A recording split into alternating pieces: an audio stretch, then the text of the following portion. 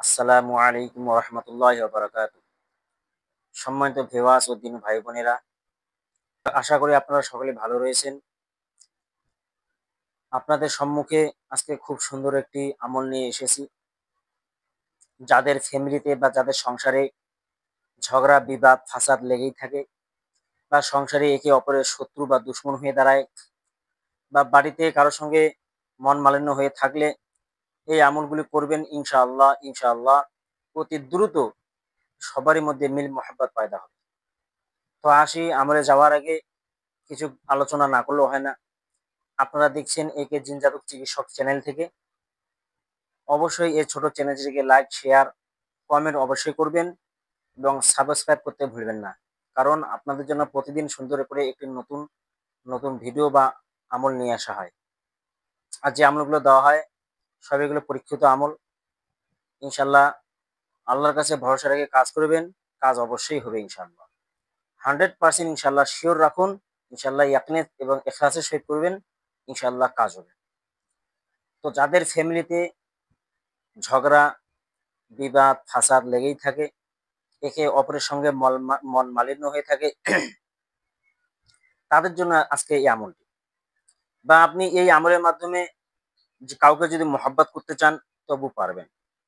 বা কোনো মানুষ আপনার সঙ্গে কথাবার্তা বলে না, বা আপনার সঙ্গে কথা কাটাকাটি হয়ে গেছে তারপর থেকে কথাবার্তা বলে না, আপনি চাচ্ছেন যে তার সঙ্গে আমি কথা বলি, তাকে কিভাবে পদ্ধতি, আপনি এখন কি করবেন? অনেক মোদাব্বিরের কাছে যাবেন, অনেক কবিরাজের কাছে যাবেন যে আমাকে কাজ করে দেন কি ইত্যাদি, অনেক টাকা পয়সা খরচ করবেন। তো আসুন জেনে নেই এই আমলের মাধ্যমে আমরা কি করব। আমরা আমাদের প্রিয়জনকে আমরা নিজের অনুগত্য বা নিজে বাধ্য করতে পারবো, যেন আমার আগের মতো যেন আগের থেকে এবং বেশি যেন মহাব্বত এবং ভালোবাসার জন্য পয়দা হয়। তো এটি হচ্ছে একটা কোরআন পাকের সেই সূরা ইয়াসিনের দুটি আয়াত। তো ইনশাআল্লাহ এই আয়াতটির উপর আমল করলে অতি দ্রুত মহাব্বত এবং ভালোবাসা পয়দা হয়। তো এই আমলটি করার আগে আপনারা পাক পবিত্র হয়ে নেবেন এবং জাফরান কালি দিয়ে সুন্দরভাবে কাগজের মধ্যে লিখবেন।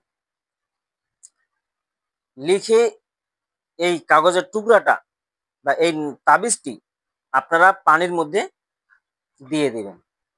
যদি কারো বাড়িতে কূপ থাকে, কূপের মধ্যে ফেলে দিবেন, আর কূপের পানি সবাই পান করবে। অথবা বাড়িতে যদি পানির সেরকম ট্যাঙ্কি থাকে তো সেখানে রেখে দিবেন, পানি সবাই পান করবে। তো আপনার যার যেটা সুবিধা মনে হয় ওই পানি সবাই যেন পান করে।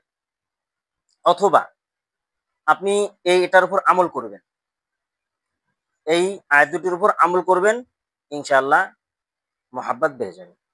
তো আসুন জেনে নিই সেই আয়াতটি কি। সূরা ইয়াসিনের আয়াত স্ক্রিনের মধ্যে দেওয়া থাকবে এবং আমি মুখে বলে দিচ্ছি। বিসমিল্লাহির রহমানির রহিম।